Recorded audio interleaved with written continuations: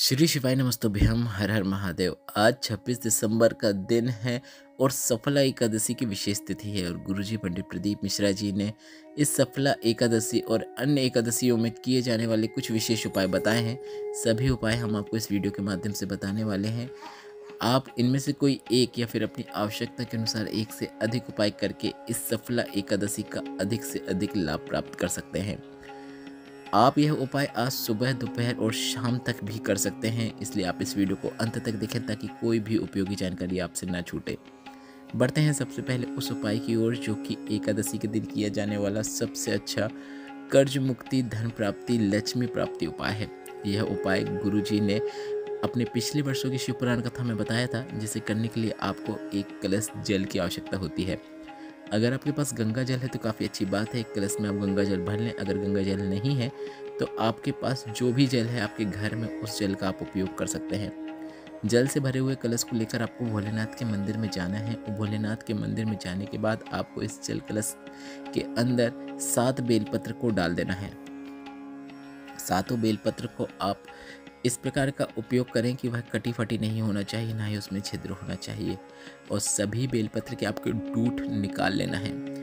इसके बाद जब आप कलश के अंदर 7 बेलपत्र को डाल दें, उसके बाद आपको इस कलश का पूरा जल नंदी भगवान के उठे हुए पांव पर श्री शिवाय नमस्तुभ्यम बोलते हुए या फिर नमः शिवाय बोलते हुए या फिर ओम नमः शिवाय बोलते हुए अर्पित कर देना है।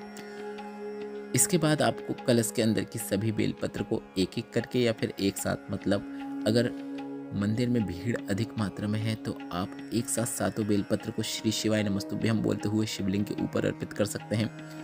अगर मंदिर में भीड़ नहीं है तो आप एक एक करके भी श्री शिवाय नमस्तुभ्यम बोलते हुए बेलपत्र को शिवलिंग के ऊपर अर्पित कर सकते हैं। बस इतना ही करना है और गुरुजी ने कहा है कि आप 2 से 3 एकादशी करके देखिएगा, आपको लाभ जरूर देखने को मिलेगा। बढ़ते हैं एकादशी के दिन किए जाने वाले बिल्कुल नए विशेष उपाय की ओर। गुरुजी पंडित प्रदीप मिश्रा जी ने हाल ही में रायपुर में चल रही शिव महापुराण कथा में विशेष कार्य की में सफलता प्राप्ति के लिए एक विशेष उपाय बताया है। गुरुजी ने बताया है, अगर आप किसी कार्य में सफलता प्राप्त करना चाहते हैं तो आप बेलपत्र के वृक्ष के नीचे जो मिट्टी होती है उसका मस्तक में तिलक लगाते हुए निकलेंगे या माथे में उस मिट्टी को फेरते हुए निकलेंगे तो आपको कार्य में सफलता मिलती है। पर अगर आपको कहीं पर ऐसा वृक्ष देखने को मिल रहा है जो हरा नहीं होना चाहिए, सूखा होना चाहिए, और अगर आप उस बेलपत्र के वृक्ष की जड़ को प्राप्त कर लेते हैं तो आपको उसका घिस के चंदन बना लेना है। सूखी जड़ रहना चाहिए बेलपत्र की, इस बात का आपको विशेष ध्यान देना है। अच्छे से घिस के आप अच्छा सारा चंदन बना लीजिए और इस चंदन का लेपन आपको शिवलिंग पे कर देना है। चंदन का बेलपत्र की जड़ का जो रहेगा उसका लेपन करते समय आप श्री शिवाय नमस्तुभ्यम या फिर नमः शिवाय या फिर ओम नमः शिवाय मंत्र का उच्चारण कर सकते हैं। चंदन का लेपन करने के बाद आपको थोड़ा सा चंदन प्राप्त कर लेना है। लेपन करने के बाद आपको शिवलिंग पे एक कलश जल भी अर्पित कर देना है, पर पहले आप चंदन प्राप्त कर लीजिएगा। इस प्राप्त किए हुए चंदन को आप अपने मस्तक में लगाते हुए जिस भी विशेष कार्य के लिए निकलेंगे उसमें आपको सफलता देखने को मिलेगी। अगर कोई फाइल आगे नहीं बढ़ रही है, कोर्ट कचहरी या फिर ऐसी कोई कार्य जो बहुत लंबे समय से अटका हुआ है, पूर्ण नहीं हो रहा है, तो उस कार्य में निकलने से पहले आप एक बेलपत्र की जड़ का चंदन जिसे आपने भोलेनाथ के शिवलिंग पर अर्पित करके सिद्ध किया है, उसे अगर आप अपने मस्तक में लगाते हुए उस कार्य के लिए निकलेंगे तो आपको निश्चित सफलता देखने को मिलेगी।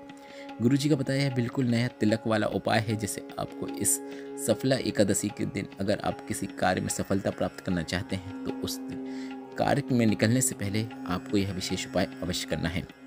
बढ़ते हैं एकादशी के अगले विशेष उपाय की ओर जो कि गुरुजी पंडित प्रदीप मिश्रा जी ने अपने पिछले वर्षों की शिव पुराण कथा में बताया है। यह उपाय आप 2 तरीके से कर सकते हैं। एक तरीका पहले मैं आपको वह बता देता हूँ जो भोलेनाथ के मंदिर में जाकर किया जाता है।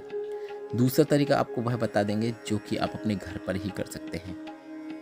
पहला तरीका यह है कि आपको एक कलश में जल भर लेना है। जल आपके घर का होना चाहिए और इसे लेकर आपको भोलेनाथ के मंदिर में पहुंचना है। कलश का जल आपको शिवलिंग के ऊपर अर्पित कर देना है। सीधे शिवलिंग के ऊपर भी अर्पित कर सकते हैं या फिर सबसे पहले गणेश भगवान, फिर शरण कार्तिकेय, फिर माता सुख सुंदरी, फिर शिवलिंग का कटी भाग और इसके बाद शिवलिंग के ऊपर जल अर्पित कर सकते हैं। मतलब दोनों में से जो प्रकार आपको ठीक लगे उस प्रकार से आप शिवलिंग पर जल अर्पित कर सकते हैं। और जल अर्पित करने के बाद आपको 3 बार स्वधा स्वधा स्वधा बोल देना है।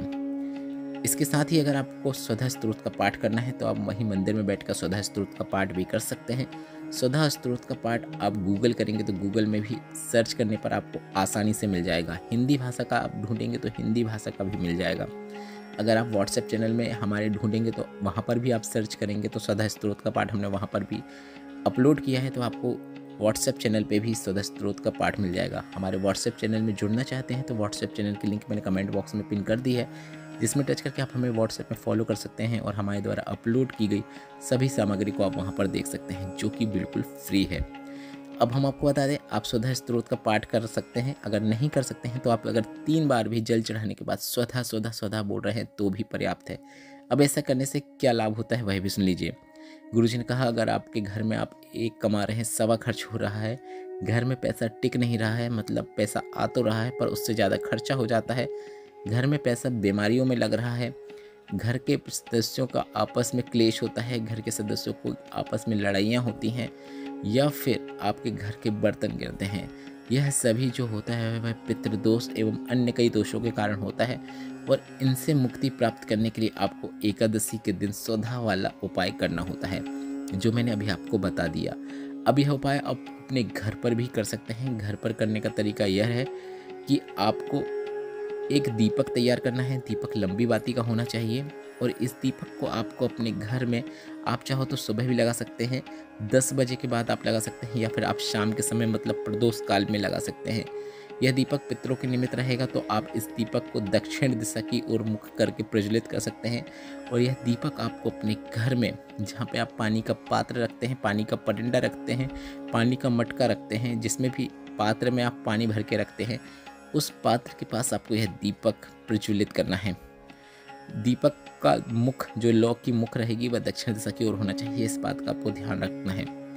इसके बाद आपको वहीं पर बैठकर, किचन में बैठकर आसन लगा सकते हैं और उसमें बैठकर आपको स्वधा स्तोत्र का पाठ करना है।